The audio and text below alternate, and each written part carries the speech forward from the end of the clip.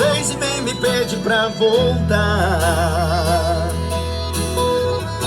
Você não merece 1% do amor que eu te dei.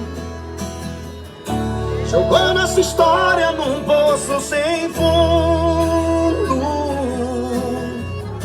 Destruiu os sonhos que um dia sonhei. Quer saber? Palmas pra você. Você merece o título de pior mulher do mundo. Agora você está aí de camarote, eu bebendo gela, tomando siroque, curtindo na balada, só dando um virote, e você de bobeira sem ninguém na geladeira.